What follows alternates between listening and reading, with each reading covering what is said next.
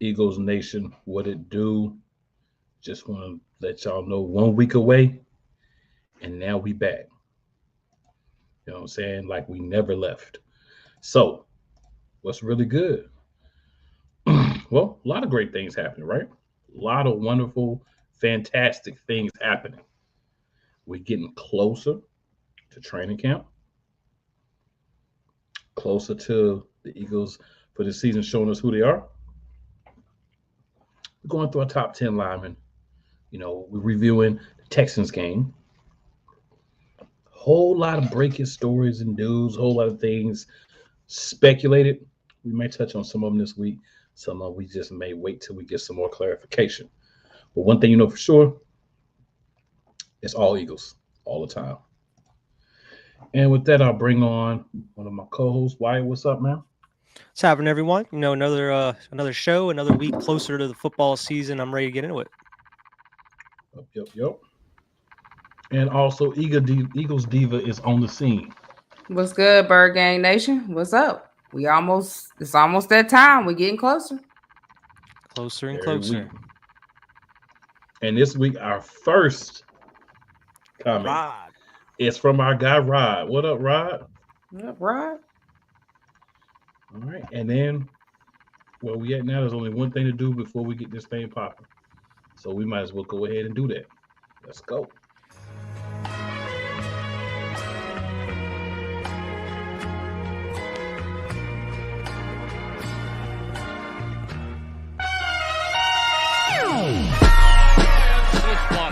The kick is away, and the kick it's good!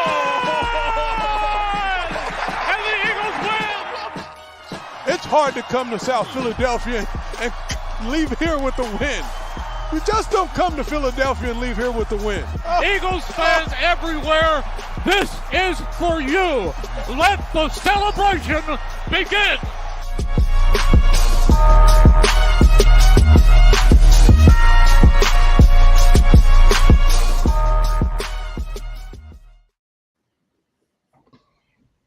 If nothing else gets me ready to go, that gets me ready to go.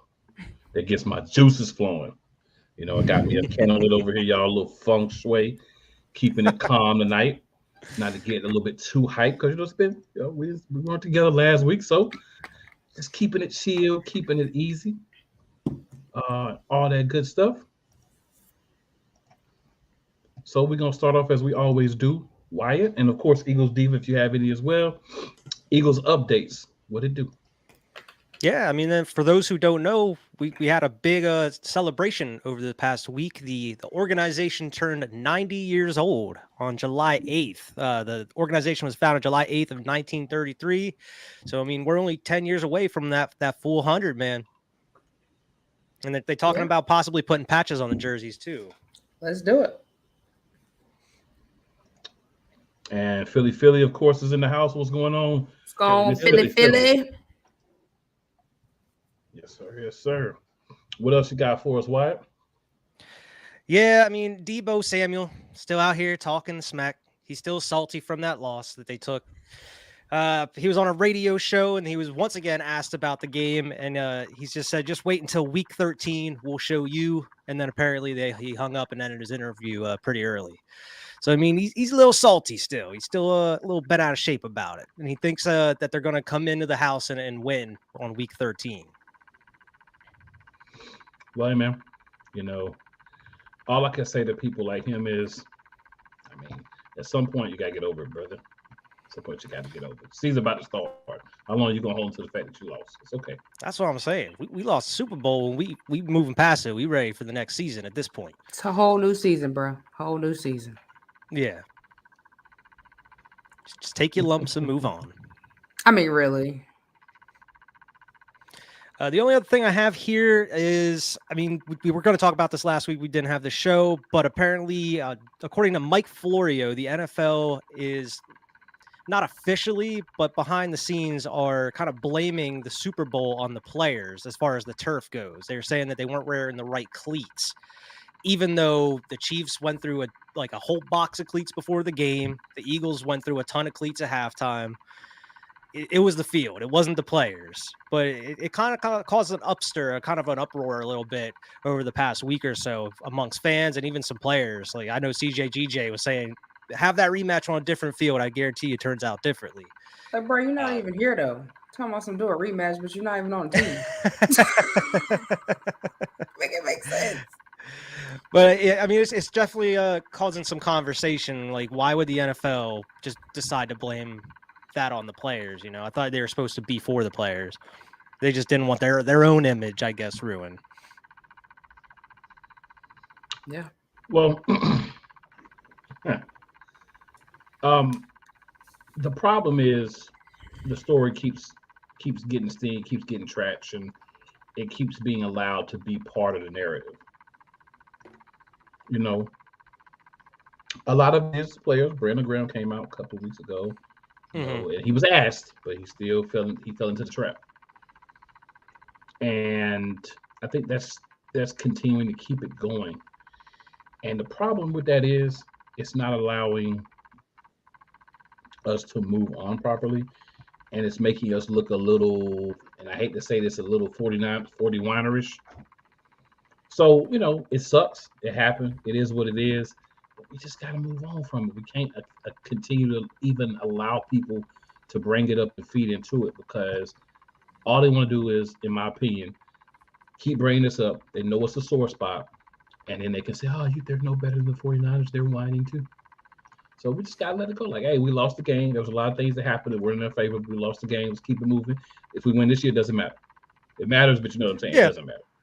Yeah, it was just more so like, why would the NFL blame the players for something that's out of their control type thing?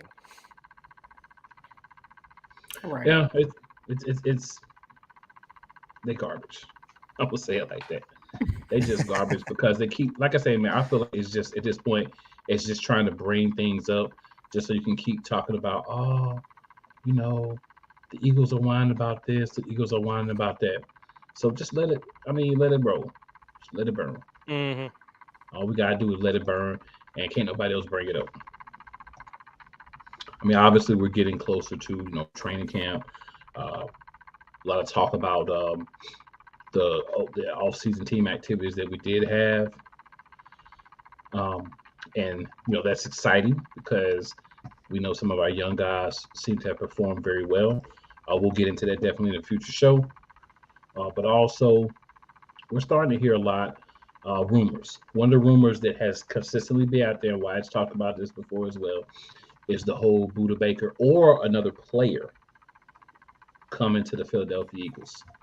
Now, Yakib Sports, who you may or may not be aware of, did have a story where they were saying the other day that they believe a move is going to be imminent with Howie Roseman and the Philadelphia Eagles.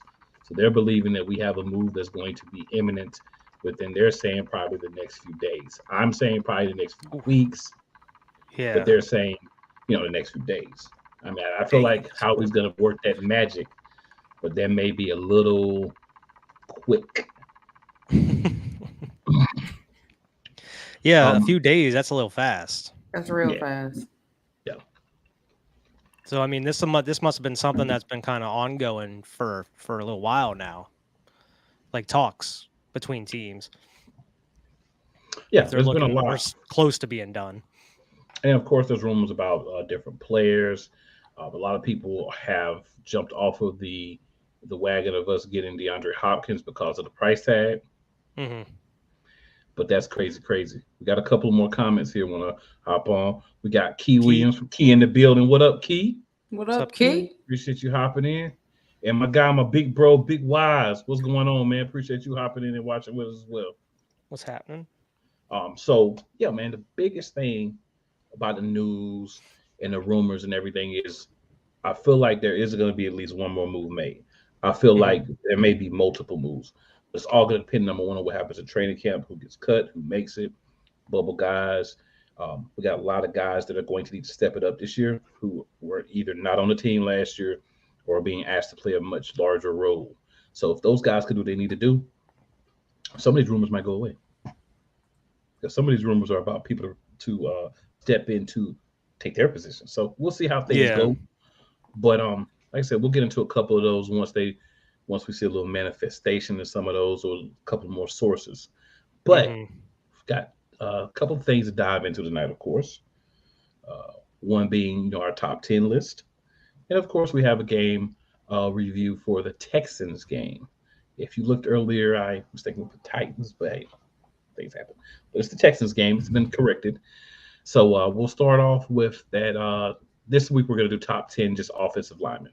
If you've been watching the last couple of shows, you know that we actually did some breakdowns of different positions on the line, like center, guard, and tackle. And the reason that I wanted to do that was show how much and how deep the history of great players at those positions that we don't talk about a lot are. Right. So now we're kind of at that point. All right, let's go ahead and just hit the line as a whole. And that way we can just talk about those specific people. So who would like to start off the list? I'll go if you want, man.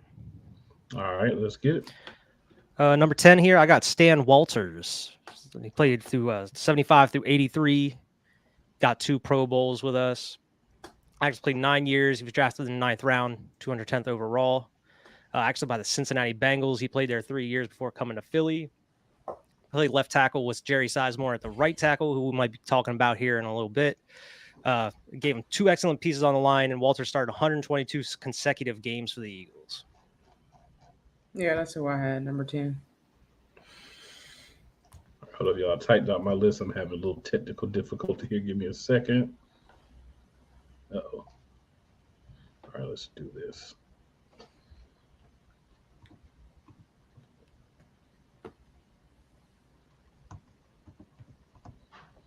Where I got the info from.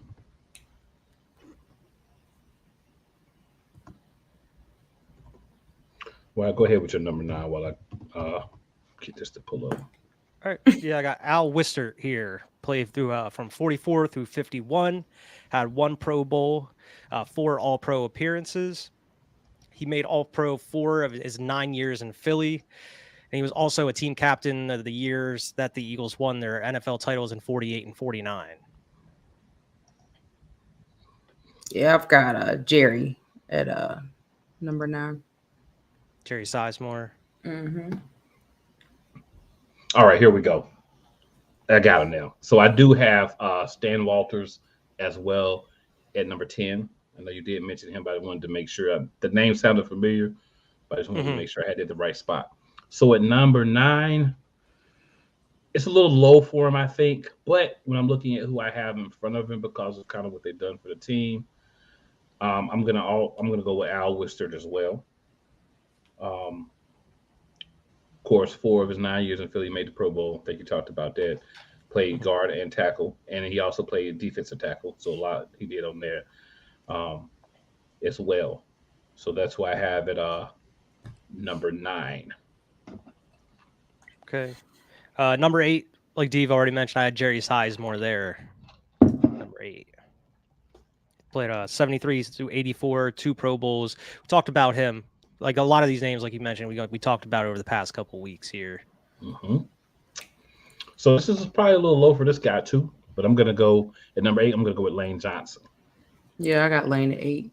Yeah, he anchored the right tackle since he was drafted in 2013.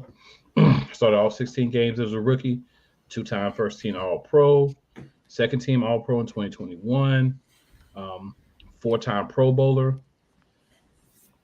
I mean, he was brought in to be our backup, and eventually take over at right tackle, and then, at left tackle. But he worked out so well at right tackle. He's just been a stalwart there.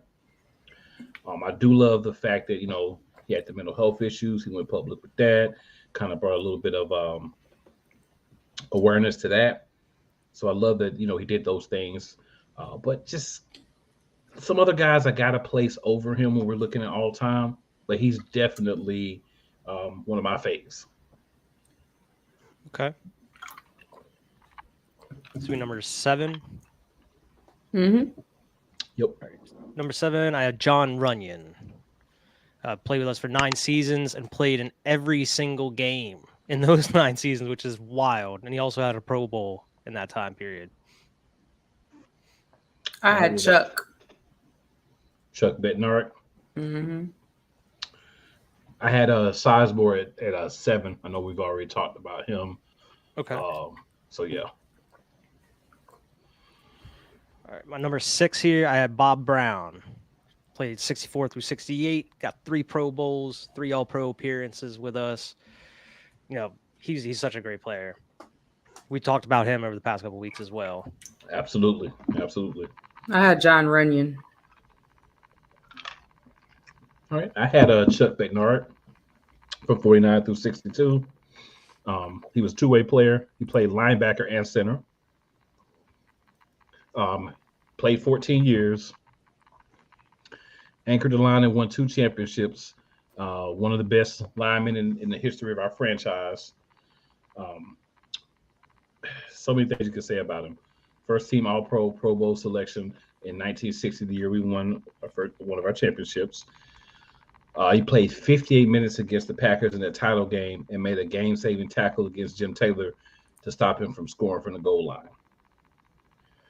7 All-Pro, 8 altogether, 7 other All-Pro selections, and 7 Pro Bowl, 7 other Pro Bowl selections besides the one I was talking about. He was named the all-time center by the NFL in 1969. Made the Pro Football Hall of Fame. Hey, what's going to be worse tonight? In 1967. So there we go. Okay. My number 5 here, I had Trey Thomas. Yeah, that's what I had. Through 2008, had 3 Pro Bowls with us. Played 9 years with Andy Reid as the coach there through a lot of good years in those early 2000s. He was inducted in the Eagles Hall of Fame with John Runyon in 2021. I like that. And speaking of John Runyon, that's who I have at number 5. Played from 2000, 2008. He was the one that had a lot of those battles with Michael Strahan. Mm-hmm. He was the right tackle, always bumping helmets with him. He had 15 games he played against Strahan. Played 9 seasons in Philly. Came as a free agent from Tennessee in 2000, of course. He started every game in those 9 seasons. Still holds the team record, 144 consecutive starts for an offensive lineman. Made the Pro Bowl in 2002. And then Strahan was so good that Runyon was so good that Michael Strahan said, "John, you made me a student of the game."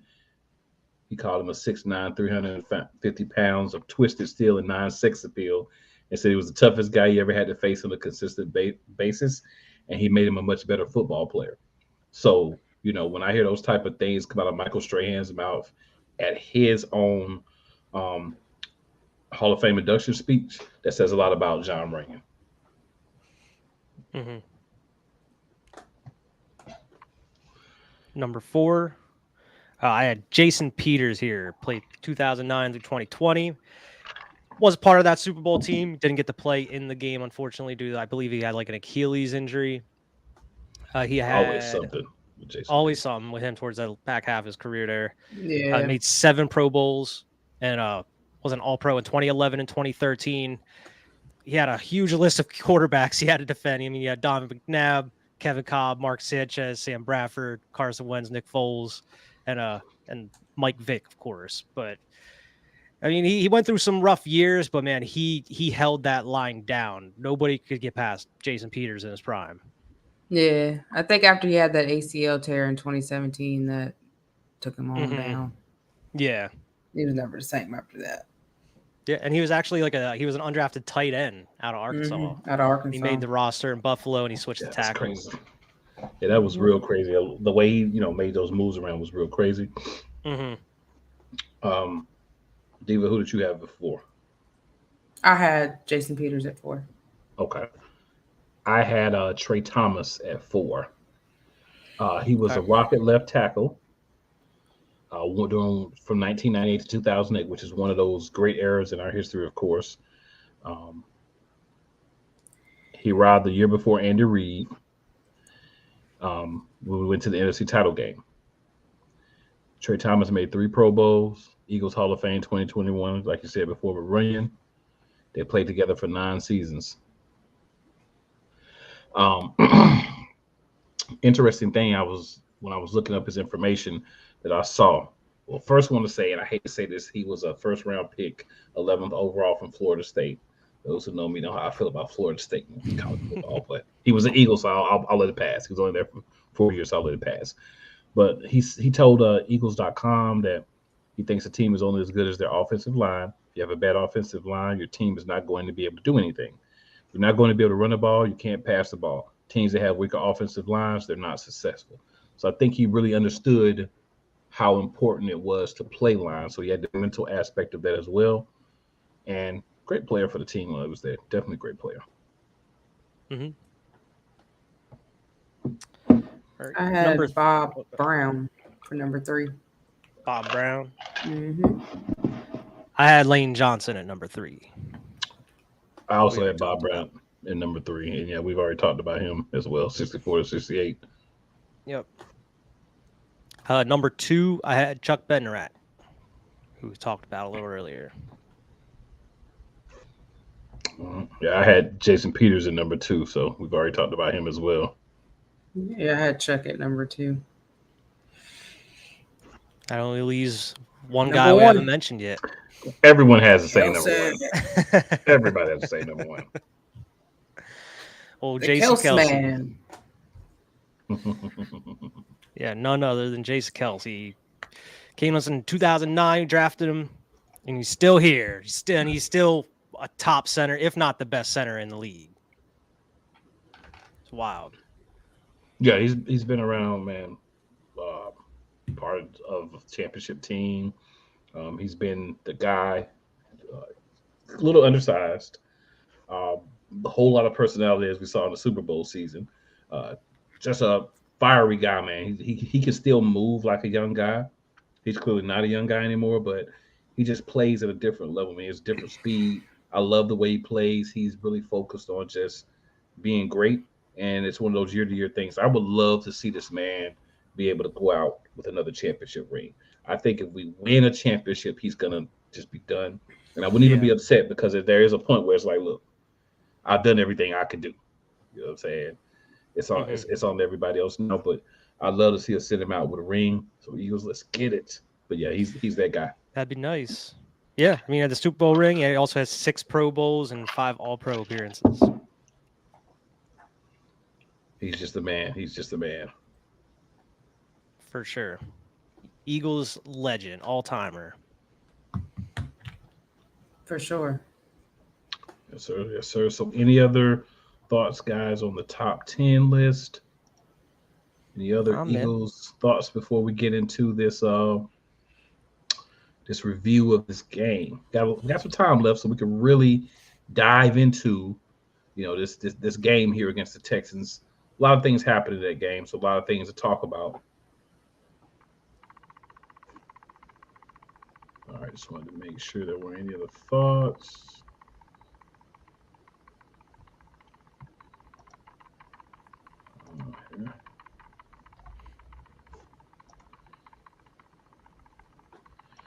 All right, so Texans game. A lot of things happened in that game, good and bad for the Eagles. Of course, one of the good things is we actually won the game.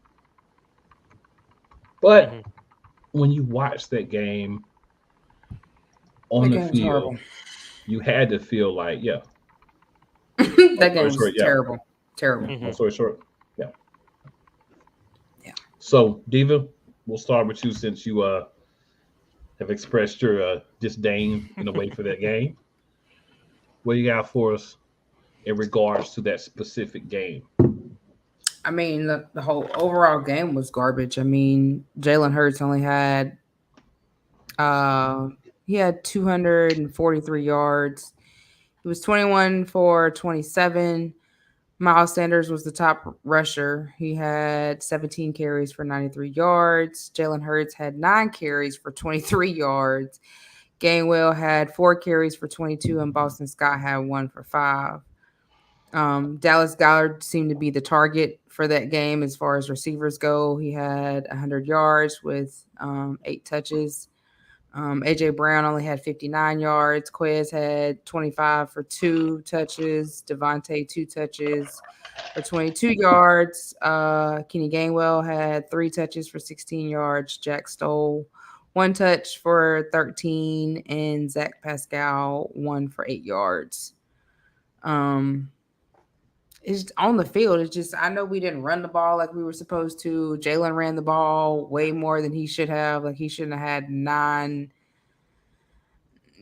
carries for 23 yards, and you the running back. I mean, you the quarterback. Nah, I just the defense was horrible on that game. It seems like we could not get it together.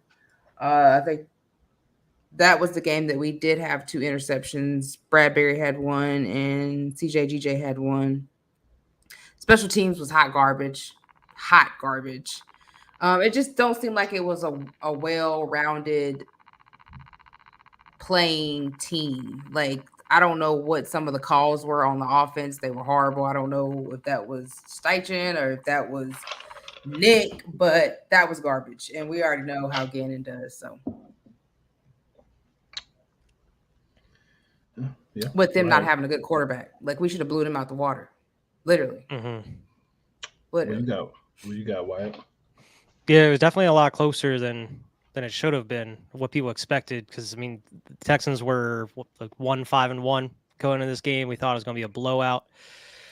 Certainly wasn't that. I mean, the defense, same story each week. Just giving up long plays, can't tackle, leaving the middle of the field wide open, just leaving guys wide open in general, even in the end zone at this point. Defense didn't look good at all, other than like those 2 picks. The offensive line in pass protection didn't look themselves either.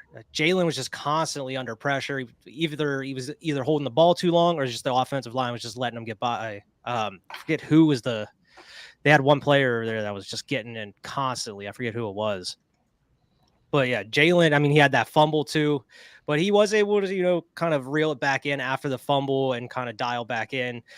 Most of the plays we had on offense, as far as pass plays, were pretty big plays. I mean, they had a lot of yards after catch. Brown had a good touchdown. Dallas Goedert, like Diva mentioned, he was the player of the game. And that one, it was like he had a couple screens and he had a couple huge wide open catches as well. But it just, they couldn't get any traction going at the right time. Like if you look at the board here, they had 1 score in each quarter pretty much. They weren't able to do anything more than that. They just weren't able to get it going, and that was in part due to a lot of questionable calls, like Diva mentioned, as far as the offense goes, and just the defense being very lackluster. Yeah. So Jerry Hughes and Kurt Hinish did get sacks. Hughes. You're thinking about Jonathan Owens, I'm pretty sure. Yeah. Hughes, had 2 sacks, and Hinish had 1. Jonathan Owens was a constant thorn, as well as Jalen Petrie, Christian Kirksey. There's a lot of guys they had that were, kind of hanging on the backfield a little bit, making good, solid plays, doing a lot of things for the team. And I gotta tell you, man, it's crazy, and it's simply crazy because I felt like this game was going to be a harder game because they had nothing to lose, right? The Texans were already bad by this point. They had nothing to lose. Now, I think what did help them was the 2 touchdowns from Davis Mills. But then what hurt them was the 2 interceptions. The turnovers. This is a classic Davis Mills. He gets a good lead. He's having a decent half. And all of a sudden the other team is like, you know what? Let's take them out of it, and we'll start with him. Like, hurts himself. 243, 2 touchdowns, no picks, right? As well as what he did on the ground, run the ball. Sanders had a touchdown as well as Gainwell. And like we talked about, Goddard had a touchdown as well as A.J. Brown. So you had not a big day for receptions for A.J. Brown, but he made it 4-yard count, made one of them a touchdown. Devontae Smith had a couple as well. Gainwell had 3, Stahl and Pascal each had 1. And the thing were timely plays. We were able to put together some solid drives, some good runs, and just kind of get things to a point where we finally took control of the game. But Davis Mills was the reason we won that game. I mean, defense played well, don't get me wrong, but the line did allow at times for us to get off. And look at Dameon Pierce. Dameon Pierce ran for 139 yards against us. Mm-hmm. Right? He just could not tackle him. Yeah, there was a couple plays. There was 3 guys grabbing him, and he just shook him off like it was nothing. This is one of those games where we decided not to show up tackling. I put some of that on the players. I put some of that on Jonathan Gannon. I think Sean Desai is going to be a major upgrade from Jonathan Gannon just because I don't have a lot of faith in one Jonathan Gannon. I didn't have a lot of faith when we went into last year, and all he did throughout the year was prove me to be correct. Jonathan Gannon is not a horrible coach, but he doesn't have the ability to be flexible with his schemes. So he's a horrible coach for the Eagles. The Eagles had all these pieces last year. These guys that could play 2, 3, multiple positions. You could put all these crazy lineups in and do things. And Jonathan Gannon just wants to play 5 yards off. He just wants to kind of, we're just going to outscore teams, and then we're just going to try to make sure they don't score touchdowns. And Well, that's what happens when you don't know the strength of your players. Like, you have to know the strength of your players and their abilities to put them in positions to make great plays, and he doesn't know that. Absolutely. Or he doesn't care. Or he didn't care. Because we don't have to say doesn't anymore because, thankfully, he's no longer there. It might have been a little bit of both, but I really don't think he knew, honestly. I don't think he knew the strength of them players like that. I don't. Yeah. I mean, if that's the case, I got to say that's even more concerning than not caring. Because if you're the defensive coordinator and you don't know the strength of your players, then you shouldn't be the defensive coordinator. Well, you have to tell. I mean, that was your head coach that had his back. You know what I'm saying? Well, that's his buddy. Sometimes you let friendship cloud your judgment. Yep. They just didn't want to be wrong. I mean, that's why they tried to give him all the help he could too. Like, they brought Vic Fangio in and some other people to kind of help consult on the defense. It was like they just didn't want, like Howie with his draft picks on certain. He's like, he doesn't want to be wrong, so he holds on to him for years, a couple years too long. Maybe, just maybe, they wanted to make sure he did enough to get up out of the building. Because the one way you can get him out of Sirianni's staff is go ahead and move him on to a head coaching job, because Sirianni's not going to try to stop him from being a head coach. Right. Mm-hmm. So maybe that was the plan all along. And if that was, kudos. It did work. Fangio was like, this guy has no idea what he's doing over here. Yeah. This guy lost the help Super Bowl. Yeah. Fangio was like, what in the world we got here? How in the world does this guy have a job? Who's his friend? What pictures does he have? What threats does he have for the organization? What in the world's going on here? But just total yards here. Just a couple of more things that happened in the game. If it's been a while since you've seen the game, maybe a little refresher. Eagles had 360 yards total offense. Texans had 303. Texans only had 135 passing. Eagles had 217. The Texans did outrush us at 168 yards, but they only had 5.3 yards per play. And the Eagles had 143 rushing yards, but we had 5.8 yards per play. So it did a little bit better. We could go into the secondary stats, but I mean, it's not really what we do right here, so we're not going to do that. I think we could have ran the ball more. Like, even though Sanders had 17 for 93, you could have ran the ball more with Kenny Gainwell and Boston Scott. Like, they were very successful with running the ball. I don't know why they got away from that. It's not like they were really down at any point. They didn't need to just keep passing it. But they always do that. What up, Coach Dante? True. What up, Coach Dante? They always abandon the running game. We got somebody else. So what's up to whoever else is watching? Just leaned on it. See you. But Andy Reid did that a lot too. Banning the running game at the wrong time, like it's working. What are you doing? Right. Yeah. You could have put this game away just by running the ball. Yes. So in the history of the Philadelphia Eagles, we've had problems really running the ball on a consistent basis and really putting games away with that. Mm-hmm. And we've also had a problem since rest his soul, late great Jim Johnson passed away. With really getting a guy in here who's going to continue to play that defense that we need attacking. And attacking doesn't always mean necessarily a sack, right? You can attack and not necessarily get a sack. You can blitz, you can bring pressure, you can bring guys from different areas. I didn't want us to go out and try to dominate every game by trying to slam a rush and trying to do that every play. But I did want us to at least line up in positions, do things out of the same formations, which we didn't do a lot of last year. So if I'm going to line up, in a 4-3, right? I can't always blitz Hassan Reddick, but I can make him walk up to the line like he's going to blitz, then pull him back and just have him cover his area, right? Mhm. Have a different guy walk up like he's going to blitz. Do some things, make teams question what you're going to do in formations, what you're going to do in small packages. You bring certain packages in, you shouldn't always know, oh, if this package comes in, they're going to run the ball because this is their run sub package, right? So there's things like that I think he was poor at as well. So there's more to me than just the play calling where I didn't like Jonathan Gannon. I don't think I got into that much last year because I was so upset with the actual play calling, but just the nuances. And I'm a big proponent, I'm gonna use a big word here, proponent of figure out things that you can do to confuse the other team. Whatever that is, keep doing it. And I don't think that we necessarily all the time do that or did that last year, and I hope we do that this year. From what I read, Desai likes to kind of incorporate that kind of thing into his schemes, right? Yeah. From what I heard, he has a lot of similarities to Gannon. One of the reasons why he may have been brought in, and no, in a good way, and that the formations things that he uses. Yeah, in a good way. That's not what Philly fans want to hear right now. Back up. Oh, and what I mean by that is simply he uses some of the same formations and different things, so it won't be like installing a whole new defense. So we won't be asking guys to come in and learn a whole new terminology, a whole new defense, but they will be asked to play more aggressive. Please, Lord, they won't be 5 to 7 yards off every time the wide receivers are released.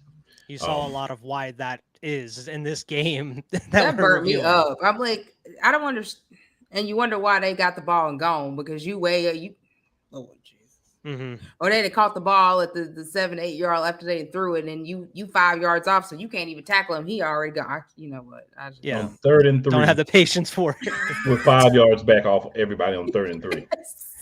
Why do you think they got the first down? That doesn't make any sense. Right. Why do you think they got the first down? Because, I mean, they were so far off that we could have went out there and caught a first down. Right. I'm like, come on, man. Like, you 3rd and 3.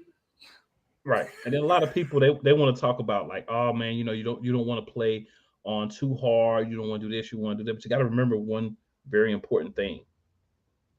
One very, very, very important thing. In any situation, what you want to do is you want to maximize what you have. Like you said earlier, Eagles Diva, maximize what you have. Gannon never got that piece. Hopefully, he continues down that same path with Arizona. And they're not very good this year, which I don't think they're going to be, even if he finds some way to actually be a good coach. No. But I do feel like he was a better head coach than a coordinator because a head coach has a different set of responsibilities. Like a head coach, you're kind of overseeing everything. Whether you may look at the defense a little bit more if you're a defensive coach, the offense more if you're an offensive coach. But I think we see a lot of offensive coordinators be better because they've had an opportunity to kind of go in and see it holistically. As offensive coordinator, this is the things I would have a defense do to stop certain things. As a, offensive coordinator, these are the things I would do to try to stop the defense. I think as a defense coordinator, they don't necessarily look at it from the side of what could the offense do to overtake that. And that's why you see offensive coaches have a much better overall success rate than defensive coaches as a head coach. There are, of course, anomalies where some guys that were defensive coordinators became great coaches. But I think on the overall, we're seeing more offensive-minded coaches be better head coaches because you can see everything, I think, with a stronger totality. But guys, we have some time left. So I have a question for you. In regards to last season, the seasons past, who do you think was our most improved player from 2021? Outside of Jalen Hurts. That's the easy answer. Outside of Jalen Hurts. Yeah, outside of Jalen Hurts. I was like, wait a minute. Yeah, outside of Jalen Hurts, because that's the easy answer.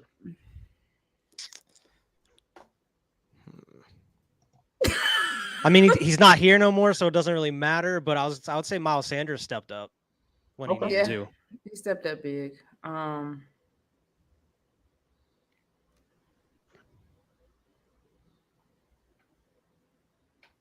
I think Fletcher Cox was a lot better than he was last year.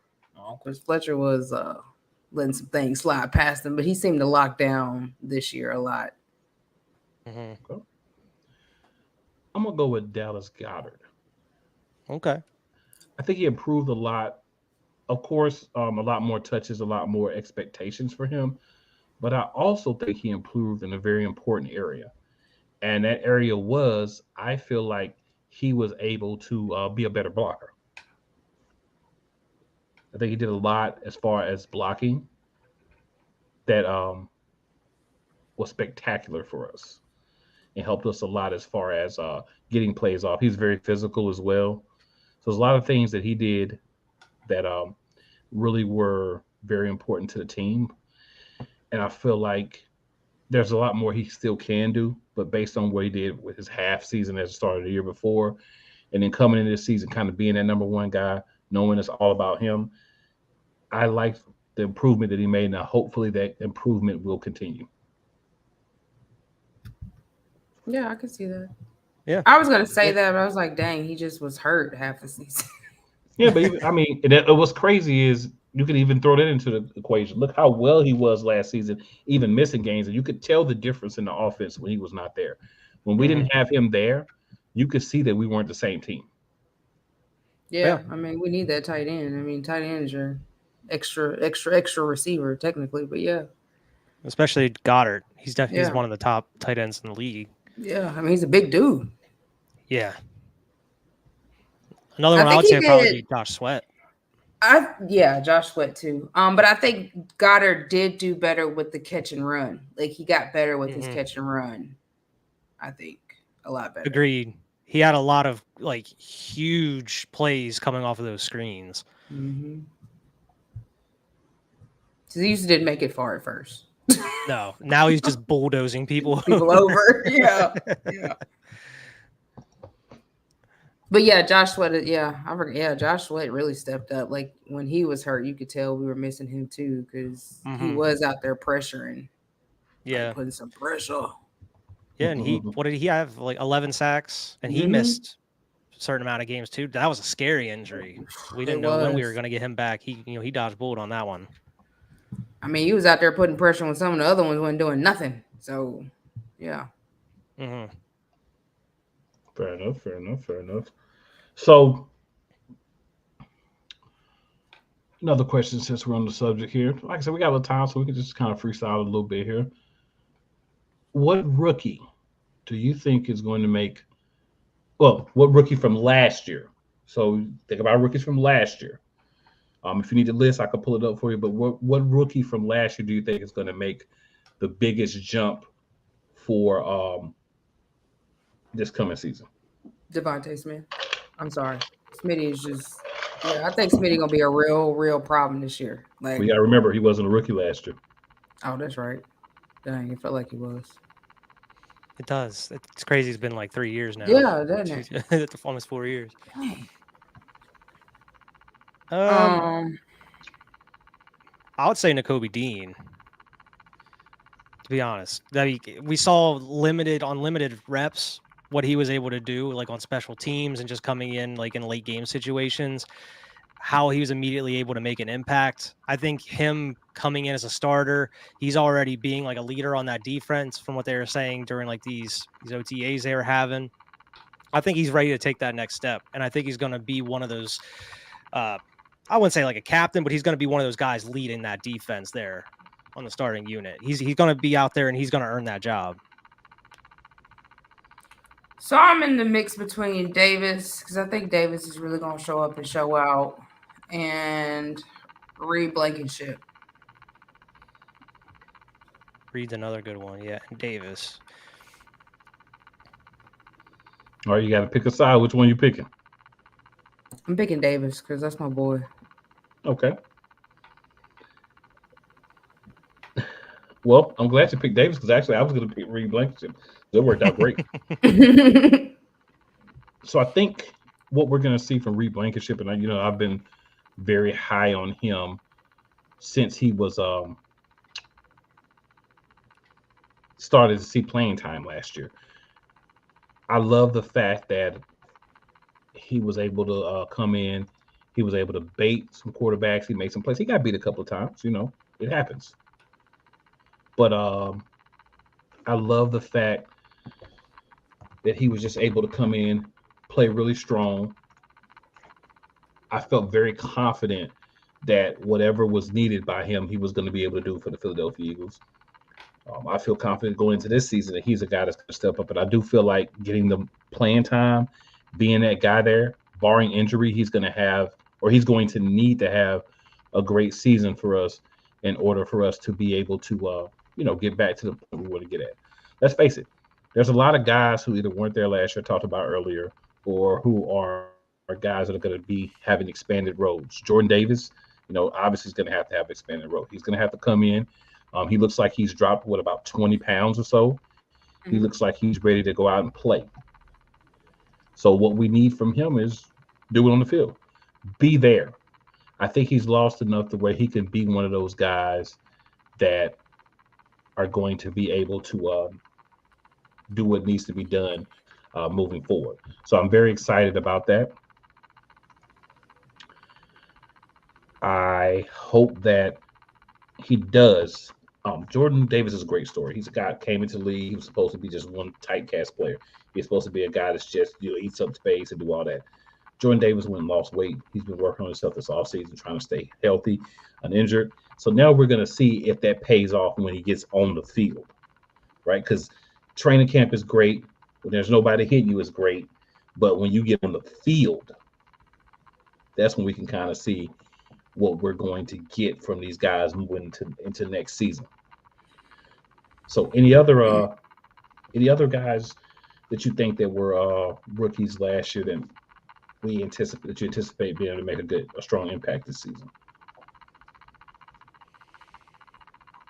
Do you have the list of who else was the rookies last year? I know you said you had them. I was Kobe trying to was think a of who rookie. else. Kobe was a rookie. Josh Jobe, I think that's his name, was a rookie. Josh Jobe. Yeah. Grant Calcaterra. Grant Calcaterra. Calcaterra, tight end. K'Ron Johnson, N'Kobe Dean, Cam Jurgens, Jordan Davis. That's all I say. I mean, other than like the three we mentioned, I feel like to make a bigger impact, they would have to get some playing time somehow. Whether it is just earning it through camp or if somebody goes down and they have to come in and fill in for them. I mean, I think the players we talked about already are most likely going to be getting the start coming into the season. Mm-hmm. Absolutely. So another question. So we have, and I'll pull up the schedule for next season for you. My question is going to be, what do you guys think is going to be the trickiest game for us this season? It could be placement, could be who we're playing, could be any of that. So let me give you the schedule because without seeing the schedule, it's hard to say which one you think. So, and I'll give you in the order of the weeks that they're played, so you'll be able to go down like, okay, we play this team, and this team, and that team. So we'll start off against the Patriots. Then we'll play the Vikings. The Vikings game is in Philadelphia. We'll play Tampa Bay in Tampa Bay. First game against the Commanders, they'll come to Philadelphia. Then we'll play the Rams in LA. Then we'll play the Jets in New York. The game's a lot more difficult than it would have been. Then we play the Dolphins. The Dolphins come and play the Eagles in Philly. Then the Eagles go to the Commanders. Then the Cowboys come to Philly. Then the Eagles go to Kansas City. And the Bills come to Philadelphia. Okay, so let me back up. So after the Cowboys game, we have a bye. Okay, so then coming off the bye, we play the Chiefs then we play the Bills, then the 49ers, then the Cowboys in Dallas, and then Seahawks, Giants, Cardinals, and Giants. So we can leave off the Giants, Cardinals, and Giants because I'm sorry, but those games are not going to be important. I think the Chiefs probably gonna be one of the trickiest games because we gotta play them again, or we gotta play them at their field. I think that's probably gonna be one of the trickiest games because that's you got two good quarterbacks going at it again. What 6, 7, 8 months later, and it's a night game, so I think that one's gonna be a little tricky. Yeah, I would say probably there's two spots, and that's like almost right before the bye and right after that bye, like you said, that Chiefs and then Bills, like back to back, or like you mentioned, like the Jets and then the Dolphins, and we'd play the Dolphins prime time. Yeah, the Dolphins. So like 2 weeks in a row for both of them, that's gonna be rough. Like two huge teams like that back to back. So I'll say I think the two games for me, because I'll be honest, when I'm making this statement, I'm thinking that, and I hate to say this, but I think Tua is going to be hurt by the time we play in October. Unless they do something to fix that line, I think he's going to be hurt by the time we play. But let's assume that he won't be hurt. I'd still say the Jets game, because if you look at the Jets, nobody even scored 31 points on them last year. And now they have Aaron Rodgers. And we can feel how we want about Aaron and all the shrooms in the dark rooms and all the foolishness. But when it comes to football on the field and being a quarterback, this guy's pretty good if you haven't heard. So I think having him on this team with a lot of guys that are really good and then adding some guys that he already has comfort with, I think that's going to be a very dangerous game for us to have to play. And then, like you said, turn around and playing Miami after that if they do have Tua. But I still think that Jets game is going to be harder. Also, because there's got to be a piece of you that's also looking ahead to that Dolphins game the very next week. But I think that Jets game is going to be hard. And then I think that 49ers game. Yeah, I think the 49ers game.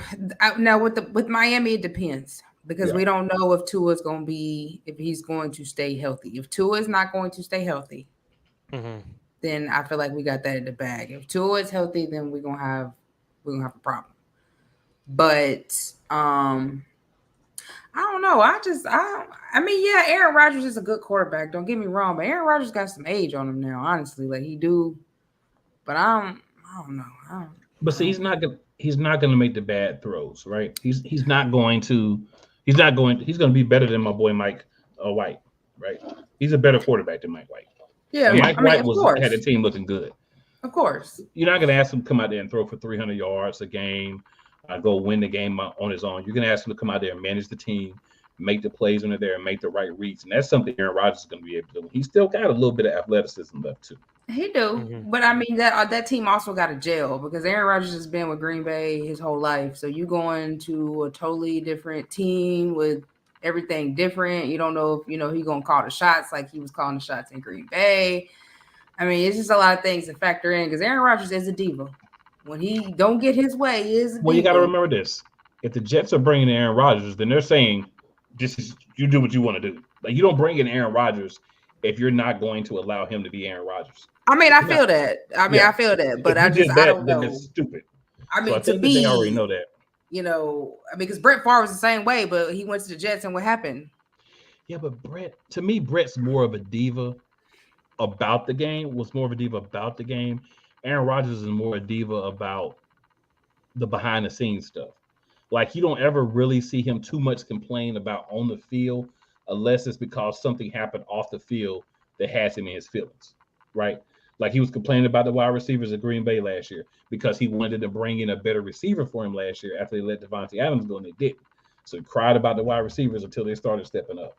But if it's not something that happens off the field, as long as he gets his way behind the scenes, which there's a lot of guys on his team offensively that are Aaron Rodgers guys that played with him before in Green Bay.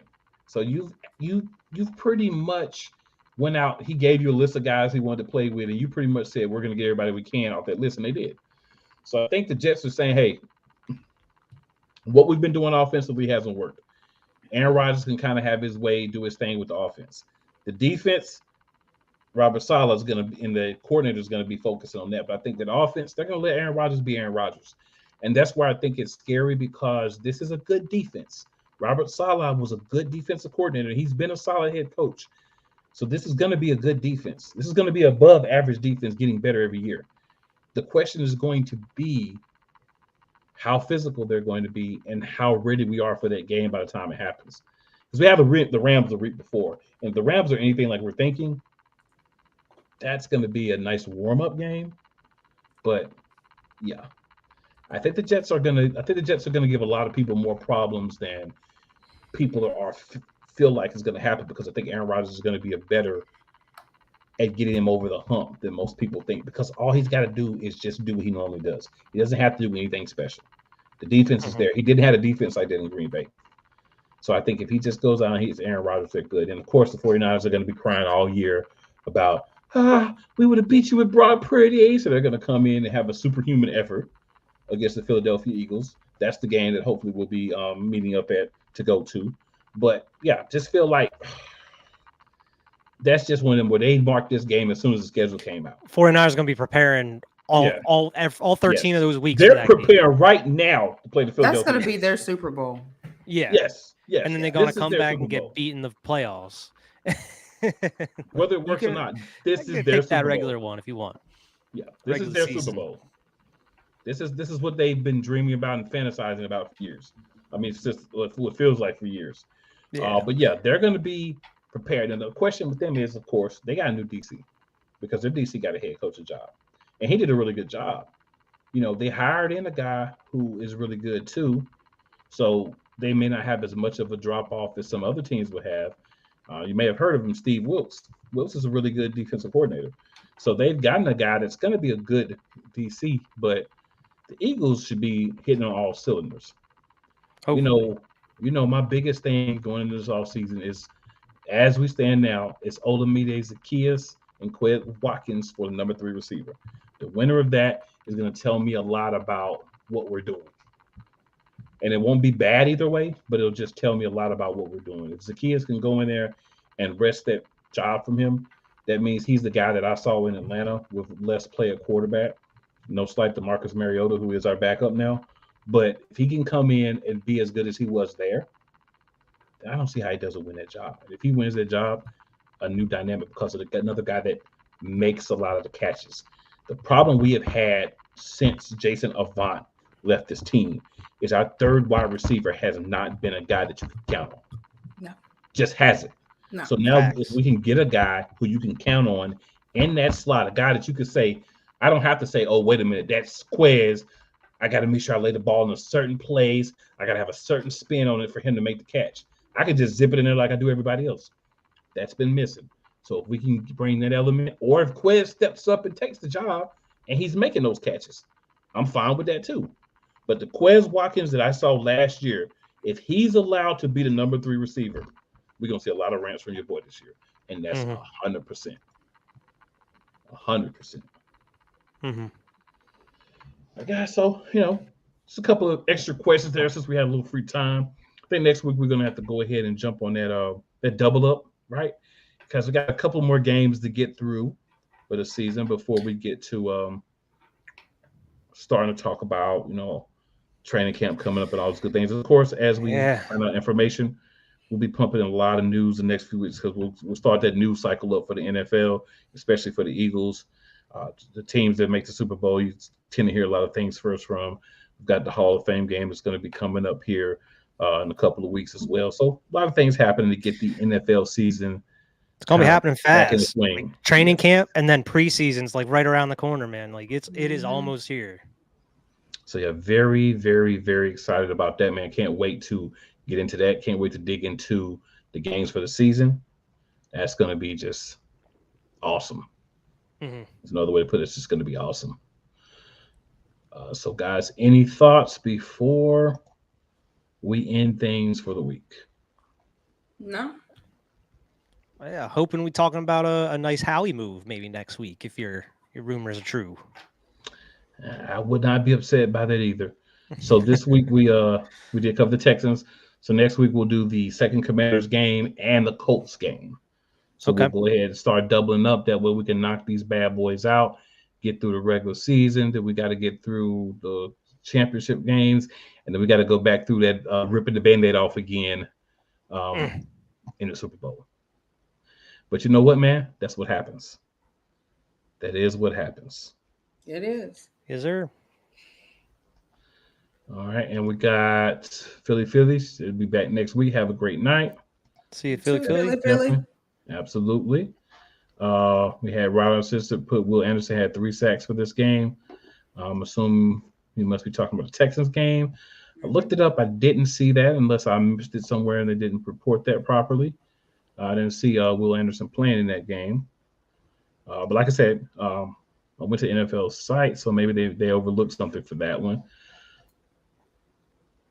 But I will say this. Great show, guys. We will be back next week. Make sure you're here. Plenty more to talk about. Rumors, breaking news, just everything happening in the world of the Philadelphia Eagles. We did take a 1 week hiatus last week, but that's very rare. So be ready to meet us here next week, 8:30 p.m. Eastern Standard Time. And for those of you who have a problem with the Philadelphia Eagles, think we can't go back to the Super Bowl, think we don't have the ability to be the team that we look like, I've got one thing to say to you. And if you're not done with that, Philly's got 2 words for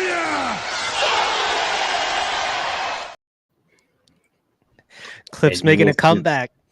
And you will see that again. Yes, sir. Oh, and for all those Eagles fans or non-Eagles fans that were doubting our quarterback, Acknowledge me. And make sure you do, because he's going to be the wizard we get back. That fumble hurt us, but he played a great game outside of that. So you got to take the good with the bad. It's first time there, but this is not his first time anymore. So this season, I expect us to kill it. I appreciate everybody who watches live. Everybody checks out the replay. Also, make sure you're checking out Shady Sports. And as usual, we got to slide that in real quick before we get up out of here. This is Brett, and you're watching Shady Sports Network. Tune in, hit that like button. You might wonder, what do these guys do? Player signing announcements. I never in a million years thought you would actually come on to break this news. So without further ado, go ahead and tell everybody what happened today. Yeah, man. I just had to work out with the Cincinnati Bengals. Signing me right out. Without further ado, I'd like to announce that, I'll be taking my talents to Salina Liberty. This just in, the Major League of Football is reportedly collapsing, unable to pay hotel room bills, with players being kicked out of their rooms and hotel managers asking them to leave voluntarily without issue.